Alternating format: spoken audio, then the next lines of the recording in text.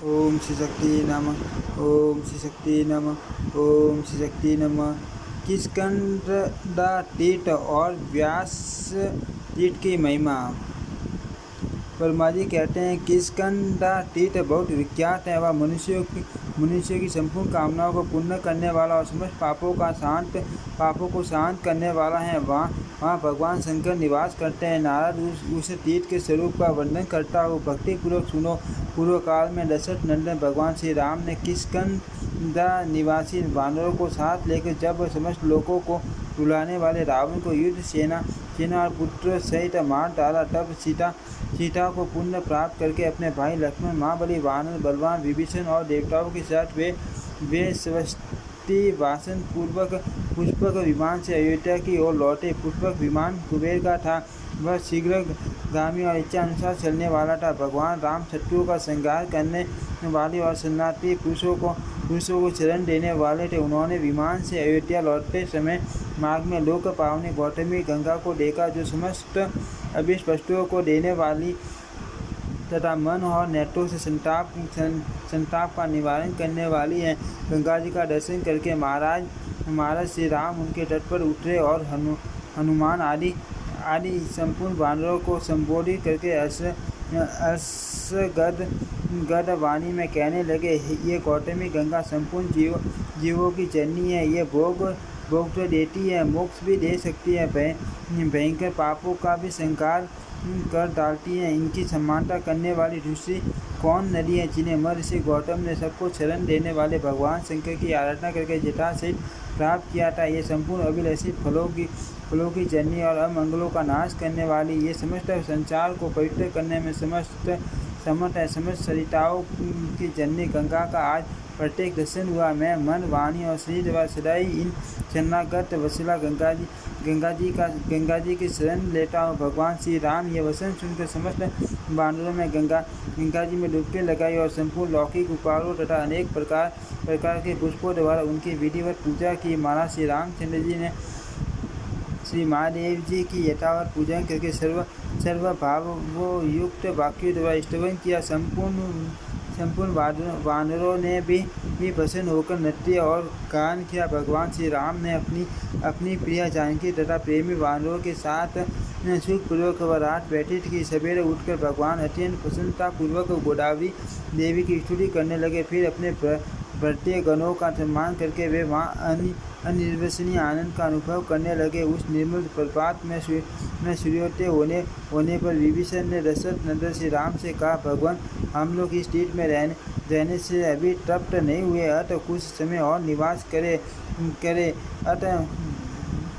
और निवास करे। मेरा विचार है 4 रात और यहाँ ठहरे, फिर सब लोग साथ ही अयोध्या चलेंगे। विभीषण की बात का वानरों ने भी अनुमोदन किया। फिर भगवान शिव की पूजा करते हुए 4 रात और ठहरे। वहाँ महादेव जी सिद्धेश्वर नाम से प्रसिद्ध थे और उन्होंने प्रभाव से रावण का अत्यंत प्रबल हो गया था और उन्हीं के प्रभाव से रावण अत्यंत प्रबल हो गया था। इस प्रकार सब लोग अपने द्वारा स्थापित किए हुए शिवलिंग की पूजा करते हुए 5 दिनों तक वहाँ ठहरे रहे। श्री राम ने अपने संपूर्ण सहायकों के साथ शुद्ध हृदय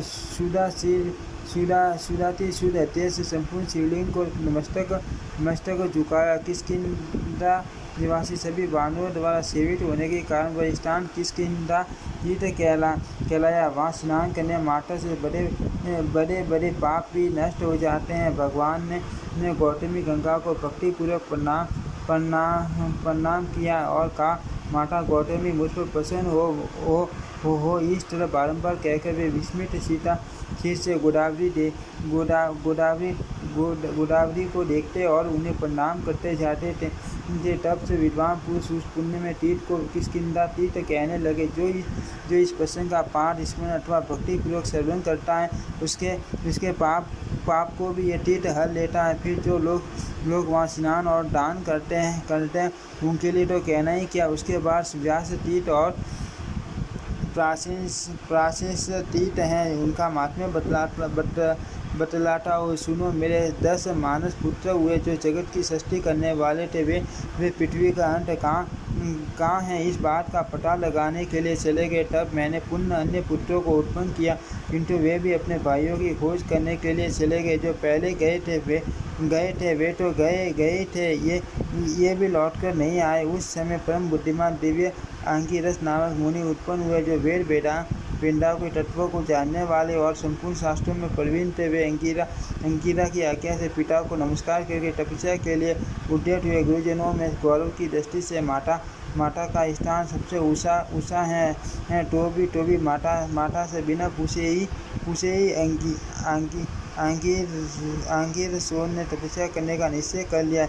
इससे कुपित होकर माता ने अपने पुत्रों को शाप दिया, जो पुत्र मेरी अवहेलना करके तपस्या में प्रवृत्त हुए हैं, उन्हें किसी प्रकार सिद्धि नहीं प्राप्त होगी। आंगिरसों ने अनेकों देशों में जाकर तपस्या की, किंतु उन्हें कहीं भी सिद्धि न मिली। वे सब इधर उधर दौड़ते रहे, परंतु सभी स्थानों में कोई न कोई विघ्न आ जाता था। कहीं राक्षसों से, कहीं मनुष्यों से, कहीं युवती स्त्रियों से, और कहीं अपने शरीर के ही दोषों से तपस्या में विघ्न पड़ जाता था। इस प्रकार भटकते हुए सब अंगिरस तपस्वियों में श्रेष्ठ अगस्त्य जी के पास गए और उन्हें नमस्कार करके विनीत भाव से बोले, भगवान, हम अनेक उपायों से बारंबार प्रयत्न करते हैं, तो भी किस दोष से हमारी तपस्या सिद्ध नहीं होती। आप तपस्या में सबसे बड़े सरे हैं, और कोई उपाय हो तो बताइए। ब्राह्मण, आप ज्ञानियों में भी ज्ञानी, वक्ताओं में भी श्रेष्ठ वक्ता, संयमी पुरुषों में भी सबसे अधिक शांत, दयावान, प्रियकारी, क्रोध शून्य तथा द्वेष रहित। अतः हमने जो पूछा है उसे बताइए। जो अहंकारी, दयाहीन, गुरु सेवा रहित, असत्यवादी और क्रूर हैं, वे तत्वों को नहीं जानते। अगस्त्य ने थोड़ी देर तक ध्यान किया, उसके बाद उन सब लोगों से धीरे धीरे कहा, आप लोग शांत शीत महात्मा, ब्रह्मा जी ने आपको प्रजापति बनाया है। अब तक आप लोगों की तपस्या पूर्ण नहीं हुई, इसमें कोई न कोई कारण अवश्य है। आप लोग इस कारण का स्मरण करें। ब्रह्मा जी ने पहले जिन मानस पुत्रों को उत्पन्न किया था, वे चले गए और बहुत सुखी हुए, परंतु जो उनकी खोज में गए वे ही फिर अंगिरस हुए हैं। वे ही आप लोग हैं जो समय पाकर इस रूप में आए हैं। आप धीरे धीरे प्रयत्न करते रहे तो प्रजापति से भी बढ़ चढ़कर हो जाएंगे, इसमें तनिक भी संदेह नहीं है। यहाँ से तपस्या करने के लिए आप त्रिभुवन पावनी गंगा के तट पर जाए।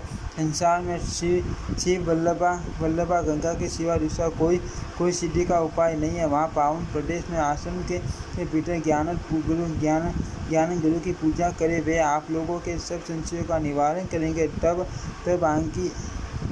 अंगिरसों ने महर्षि अगस्त्य से पूछा, ज्ञानत किसको कहते हैं? ब्रह्मा, विष्णु, महेश, आदित्य, चंद्रमा, अग्नि और वरुण, इनमें कौन ज्ञानत है? अगस्त्य जी ने फिर कहा, ज्ञानत का स्वरूप बतलाता हो, सुनो। जो जल है वही अग्नि है, जो अग्नि है वही सूर्य कहलाता है, जो सूर्य है वही विष्णु है, और जो विष्णु है वही सूर्य, जो ब्रह्मा है वही रुद्र है, जो रुद्र है वही सब कुछ है। इस प्रकार जिसको एक की स्वरूपता का ज्ञान हो, उसी को ज्ञानत कहते हैं। देशी की प्रेरक, व्याख्याकार, उपाध्याय और शरीर का जनक आदि बहुत से गुरु हैं, किंतु उनमें जो ज्ञानदाता गुरु है वह सबसे बड़ा है। यहाँ उस ज्ञान की बात कही गई है जिससे भेद बुद्धि का नाश हो। एकमात्र अद्वितीय शिव ही सब कुछ है। विद्वान ब्राह्मण उन्हीं का इंद्र, मित्र और अग्नि आदि अनेक नामों से वर्णन करते हैं। अनेक नाम और अनेक रूपों में जो भगवान के तत्व का वर्णन किया जाता है, वह अज्ञानी जनों का उपकार करने के लिए मुनि का यह वचन सुनकर वे घाटा गान करते हुए वहाँ से चले गए। उनमें से पाँच तो उत्तर गंगा के तट पर गए और 5 दक्षिण गंगा के। वहाँ महर्षि अगस्त्य के बताए हुए देवताओं की विधि पूर्वक पूजा करने लगे। विशेष आसनों पर बैठकर वे तत्वों का विचार किया करते थे। इससे उनके ऊपर समस्त देवता प्रसन्न हुए और बोले विश्व योनि ब्रह्मा जी युग के आदि में जो इष्टता के पद की कल्पना की थी, वह इसीलिए कि अधर्मों की निवृत्ति हो, वेदों की स्थापना हो, संपूर्ण लोगों का उपकार हो, धर्म, अर्थ और काम की सिद्धि हो तथा पुराण स्मृति, वेद और धर्म शास्त्र के अर्थ का ठीक निश्चय हो। इसके अनुसार आप सब लोगों को और जगत स्रष्टा का पद प्राप्त होगा। आप सब उस पद के अनुरूप हो जाओगे। नारद व कर्मश धीरे धीरे प्रजापति होंगे। जब अधर्म बढ़ेगा, वेदों का पराभव होगा और उन पर संकट आएगा, उस समय वेदों का उद्धार करने के लिए वे भावी व्यास होंगे। गंगा का उत्तम तट उनकी तपस्या का उत्तम स्थान होगा और वहाँ श्री विष्णु में सूर्य, अग्नि और जल ये सब उपस्थित रहेंगे। इनसे बढ़कर पवित्र और इनसे श्रेष्ठ कहीं कुछ भी नहीं है। केवल परम ब्रह्म ही इन सब के आकारों में प्रकट हुआ है। सर्वस्वरूप शिव जो व्यापक तथा संपूर्ण भाव पदार्थों का रूप धारण करने वाले हैं, समस्त प्राणियों पर कृपा करने के लिए उस तीर्थ में विशेष रूप से रहते हैं। उनके साथ संपूर्ण देवता भी निवास करते हैं। भगवान शिव सब पर अनुग्रह करने वाले हैं। वे अंगिरस, धर्म व्यास और वेद व्यास के नाम से प्रसिद्ध होंगे। उनका तीर्थ भी व्यास तीर्थ के नाम से तीनों लोकों में विख्यात है। व्यास तीर्थ बहुत ही उत्तम है। उसका जल पाप रूपी कीचड़ को ढोने वाला, मोह रूप अंधकार और मद का नाश करने वाला तथा मनुष्यों को सब प्रकार की सिद्धि देने वाला है। ओम श्री शक्ति नमः। ओम श्री शक्ति नमः। ओम श्री शक्ति नमः। ओम श्री शक्ति नमः।